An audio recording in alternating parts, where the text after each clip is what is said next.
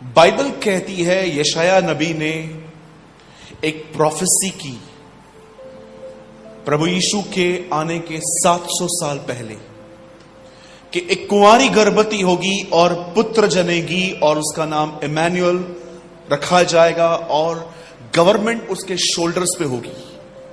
हिंदी में लिखा गया है प्रभुता उसके कांधों पर सवार होगी, लेकिन इंग्लिश बाइबल बताती है कि गवर्नमेंट जो खुदा का राज्य है वो अपने शोल्डर्स पे लेके वो उतरेगा।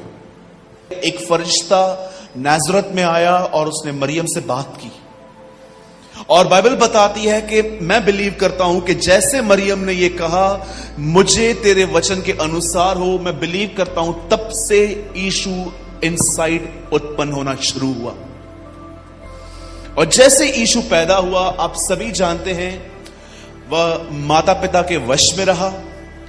30 साल की उम्र में उसने अपने चचेरे भाई यूहन्ना बपतिस्मा दाता से बपतिस्मा लिया और बपतिस्मा लेने के बाद उसने एक मिनिस्ट्री स्टार्ट की जिसमें उसकी कोई कलीसिया नहीं थी। He was a traveller preacher. वो जगह जगह जाकर बेथेस्दा, यरूशलेम, अलग अलग जगहों पर जाकर हमेशा प्रचार करता था। और याद रखिएगा, उसका प्रचार कभी भी ये नहीं था कि पश्चाताप करो ताकि नरक से बचो। उसका प्रचार सदैव होता था पश्चाताप करो क्योंकि परमेश्वर का राज्य निकट है। He always preach। ये बात अलग है कि आज कुछ लोग बपतिस्मा स्वर्ग जाने के लिए ले रहे हैं, कुछ लोग बपतिस्मा आशीष पाने के लिए। मुझे न्यूमरस लोग मिले हैं जो ये कहते हैं कि अगर मैं बपतिस्मा लूंगा तो क्या वो जो मेरा काम है वो हो जाएगा। लेकिन मैं उनको हमेशा कहता हूं, जी नहीं, बपतिस्मा का आशीषों से कोई वास्ता नहीं है। बपतिस्मा लेना एक समर्पण है। और बाइबल बताती है कि वो he was a traveller preacher. वो समय समय पे हर जगह पे जाकर लोगों को चंगा करता रहा, दुष्टात्माओं को निकालता रहा। और बाइबल बताती है अपनी सेवकाई में एक दिन वो एक जगह पे पहुंचा जिस जगह का नाम था यरीहो। अधिकतर लोग यरीहो के इतिहास को बहुत कम जानते हैं। यरीहो एक ऐसा नगर था जिसे कभी बनाया नहीं गया क्योंकि वहां पर जादू टोने होते थे, गलत काम होते थे। और जब यहोशू इस नगर में घुसा तो प्रभु ने उसे कहा कि कोई इस नगर की स्थापना न करे। जो इस नगर को बनाएगा उसका पहला बेटा मरेगा और जो इसके ऊपर सुपर स्ट्रक्चर रखेगा, कुछ बांधेगा, उसका अंतिम बेटा मरेगा। यीशु इस नगर में आया और बाइबल बताती है जब वो इस नगर में आया उसे वहां पर एक व्यक्ति मिला जिसके बारे में मैं आपको बताना चाहता हूं। और इस बंदे ने जो हमें सिखाया है शायद ही कोई आपको सिखा सके। आप जानते हो, यह आदमी अंधा था और यह भिखारी भी था। ब्लाइंड बैगर बोलते हैं इसे। और जब ये वहां पर बैठा हुआ था, अब इसने तो यीशु को नहीं देखा, लेकिन जानते हैं इसे कैसे पता चला कि यीशु जा रहा है। मोस्ट ऑफ टाइम यरीहो शांत रहता था, लेकिन इस बार एक जुलूस की आवाज आ रही थी। लोग नारे लगाते थे यीशु के आसपास, होसैना, हालेलुया, बहुत सारे वर्ड्स वो बोलते थे। तब उसने किसी से पूछा क्या हो रहा है यहां पर। तब किसी ने उसे कहा नासरत के यीशु आए। और जैसे उसे पता चला उसने खड़े होकर जोर से पुकारना स्टार्ट किया और कहा, हे यीशु, दाऊद की संतान, मुझ पर दया कर। आप जानते हो, जब उसने ये कहा कि हे दाऊद की संतान, इट मींस वो कहां न कहां जानता था कि मसीह दाऊद के परिवार से आएगा। आप में से कुछ लोगों का यह सवाल हो सकता है कि यीशु को दाऊद की संतान क्यों कहा जाता है? क्योंकि वो दाऊद के वंश में से आया। इब्राहिम से दाऊद तक 14 पीढ़ी, दाऊद से बेबीलोन तक 14 पीढ़ी, वहां से आने तक मती तक 14 पीढ़ी। यीशु इब्राहिम का 43वीं पीढ़ी है। सदैव याद रखिएगा, इब्राहिम की 43वीं पीढ़ी में यीशु मसीह आए। कई लोग कहते हैं यीशु मसीह तो अभी मैंने कभी सुना नहीं था, अब यीशु के नाम को बहुत सुन रहे हैं। भाई, वो आप पहले से था, आप अब आए हो। पतरस में लिखा है उसका ज्ञान तो उत्पत्ति से पहले था, पर इस जगत के अंत में तुम पर प्रकट किया गया है। आप जानते हैं, जब इस आदमी ने यीशु के बारे में सुना, यीशु जा रहा है, तब उसने चिल्लाना स्टार्ट किया, हे यीशु दाऊद की संतान मुझ पर दया कर। अब वहां पर हुआ क्या देखिए, जब लोगों ने उसकी आवाज सुनी, जब लोगों ने उसकी पुकार सुनी, तो लोगों ने उसे डांटा और कहा चुप रहे, शांत रहे। आप में से कितनों का यह अनुभव रहा है कि जब आप प्रभु में बढ़ने लगते हो तो कुछ रुकावटें आती हैं? आती है? इसके लाइफ में भी हुआ। मैंने कई बार देखा है कि जब मैं प्रभु में बढ़ने की कोशिश करता हूं, कभी कभी कुछ कुछ इंसिडेंट्स हो जाते, लोगों का बिहेवियर बदल जाएगा आपके पास। कोई विश्वासी कभी कभी आपसे अच्छा बिहेव न करेगा, या कई बार आपके परिवार वाले आपको कहेंगे बहुत इशू इशू करते हो आजकल। हाँ, ये बहुत नॉर्मल है। बोलो बाजू वाले को, ये बड़ी नॉर्मल चीज है। मतलब इस चीज के लिए तो कुछ पूछा ही मत करो कि ब्रदर मैं बढ़ने की कोशिश करती हूं, मुझे बढ़ने देते नहीं है। ये बड़ी नॉर्मल चीज है, ये होगा। याद रखिए, जब लोग आपको सताएं तो मोस्ट ऑफ टाइम ये साइन है कि आप बढ़ रहे हो। याद रखिए।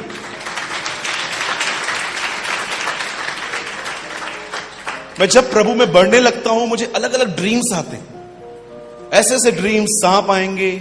एक पास्टर जी आए मेरे सामने, उन्होंने बोला आपके ऊपर मैं सांप देख रहा हूं। तो मैंने बोला भगाना उसको। सिर्फ बताने से क्या होगा, उसको भगा? नहीं, आपको खुद भगाना पड़ेगा। मैंने कहा ठीक है भाई। आप जानते हैं, कई बार आप प्रभु में बढ़ोगे, आपको दर्शन आएंगे, अलग अलग दर्शन, सपने आएंगे। कभी कभी आपको ऐसे सपने आएंगे जिससे आपका कोई वास्ता भी नहीं है। मरा हुआ ताया आएगा, चाचा आ जाएंगे, ये आएगा वो आएगा। एक बहन आई हमारे चर्च में, उसने कहा ब्रदर मैं जब भी प्रभु में बढ़ने लगती हूं, मेरा परिवार मेरे खिलाफ हो जाता है, फिर मुझे चर्च के लिए रोका जाता है, ये होता है वो होता है। मेरी बहन, ये नॉर्मल है, इसमें हैकटैक लेने की कोई जरूरत नहीं है। ये बंदा चुपचाप से बैठा हुआ था, लेकिन जब यीशु वहां से गुजर रहा था, उसने यीशु को पुकारना चालू किया, हे यीशु दाऊद की संतान। जानते हो लोगों ने क्या किया? उसे चुप करा दिया। लेकिन क्वालिटी देखो इस आदमी के अंदर, क्या अमेजिंग है। बिलीवर भी नहीं पुकारते हैं इतना आजकल, वो भी तब पुकारते हैं जब उनको बड़ी तकलीफ होती है। बहुतों ने खुदा को, जानते हो कैसे रखा है? Emergency exist. बस में जाते हैं ना अपन, लास्ट में खिड़की होती है जहां पर लिखा रहता है इमरजेंसी एग्जिस्ट, कि अगर कुछ समस्या हो तो पीछे से भागो। बहुतों ने खुदा को, जानते क्या रखा है? Emergency exist. पास्टर जी का नंबर है, लगा दो उसको फोन। पास्टर जी दुआ करना, चलो सो जाओ, जागेगा बैठ के भैया। Emergency exist. बहुतों के लिए खुदा, जानते हैं क्या है? अम्ब्रेला। तकलीफ, बारिश आई, खोलो, उसके बाद वो 4-8 महीने आपको मिलनी भी नहीं है। मैंने एक बहुत अच्छी स्टोरी सुनी थी, मैं आपको बताना चाहता हूं, विशेष उन लोगों के लिए जो खुदा को बड़ा कैजुअल लेते हैं। एक आदमी था, बड़ी तकलीफों में था, बहुत गरीबी फेस कर रहा था। उसे किसी ने यीशु के लिए बताया, वो चर्च आ गया, पादरी से मिला। पास्टर को उसने कहा ब्रदर मुझे पर बहुत तकलीफें हैं, मैं अपने बिल्स नहीं पे कर पा रहा हूं, मैं अपने बच्चों की फीस तक नहीं भर पा रहा हूं, कुछ करिए मेरे लिए। पास्टर ने प्रार्थना की और कहा जाओ विश्वास से अपनी दुकान जैसे कल खोलते हो खोलना, खुदा कुछ करेगा। 2-3 दिन के बाद उनके शॉप पे इतने कस्टमर आने लग गए, बिजनेस बढ़ने लग गया। अचानक चर्च आया, फिर से पास्टर को कहा पास्टर ये हफ्ता अच्छा रहा।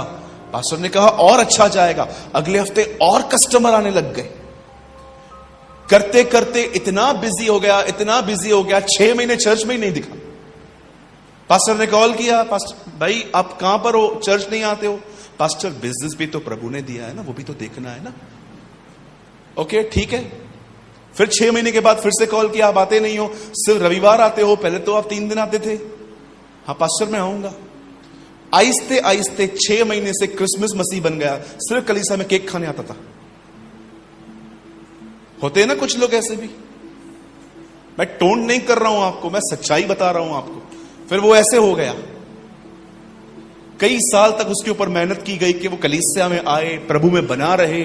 आपको क्या लगता है जब आपको कोई कॉल करता है कि आप कलीसिया नहीं आते हो, क्या बात है, आपको क्या लगता है आपको फोन करने से उनको पैसे मिलते हैं? हमारे घर के ऊपर प्रभु थैली बेचता है पैसे की?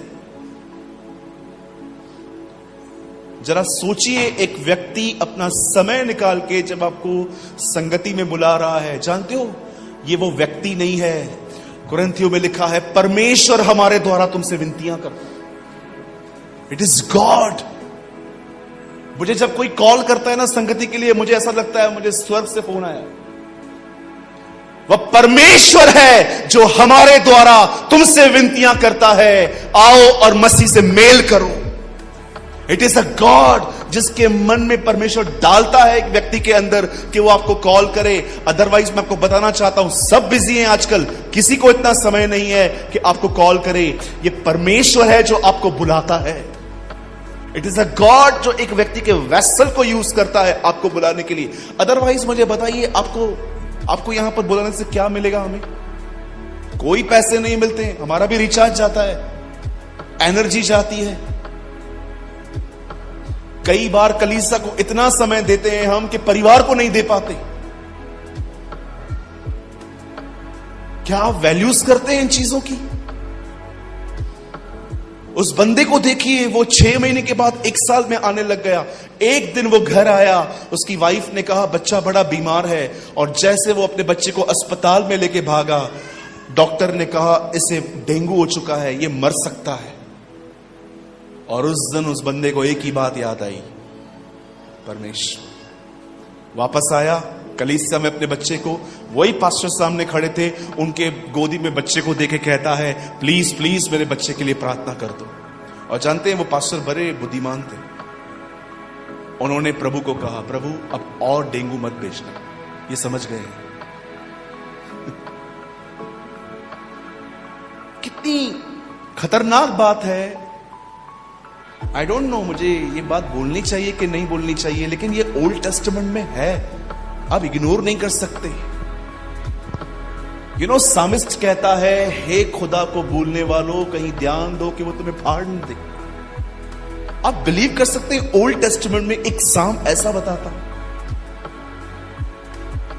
ये व्यक्ति परमेश्वर को पुकारने लगा, हे यीशु दाऊद की संतान मुझ पे दया कर, और लोग इसे रोक रहे थे।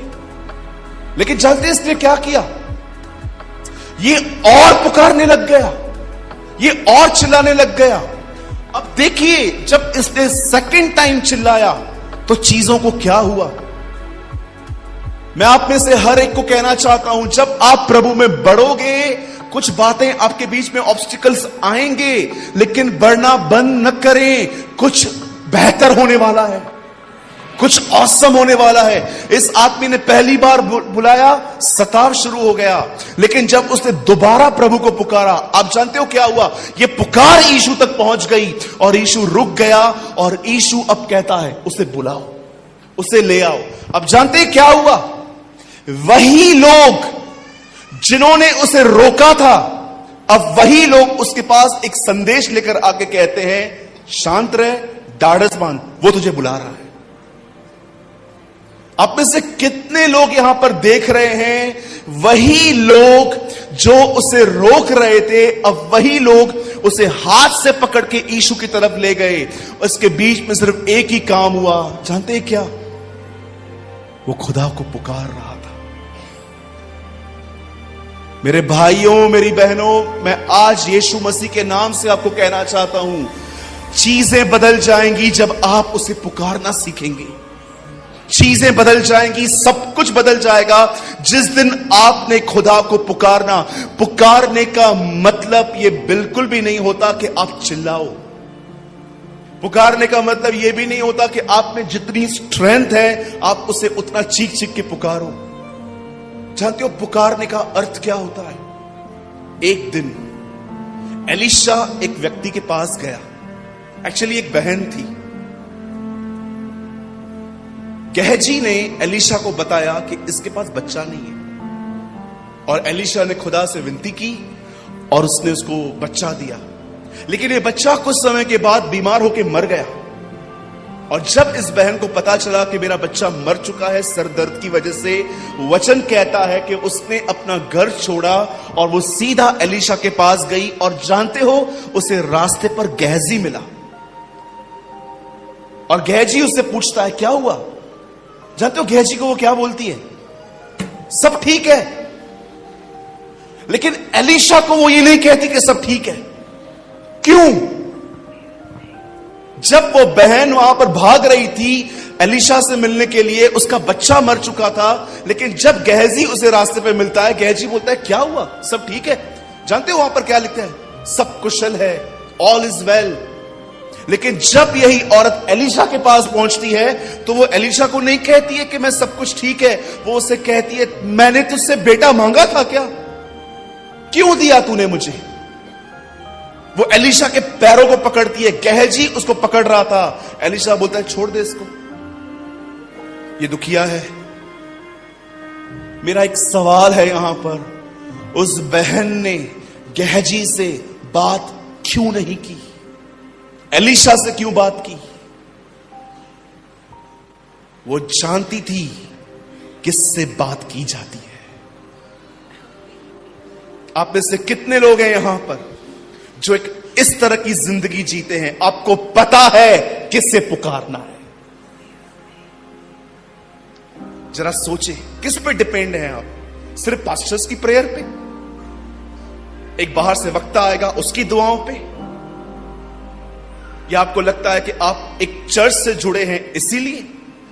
आप में से कितने लोग हैं जो आज भी जब देखते हैं कि आपके जिंदगी में तकलीफें हैं, आप अपना कमरा बंद करते हैं और उसके नाम को पुकारते हैं?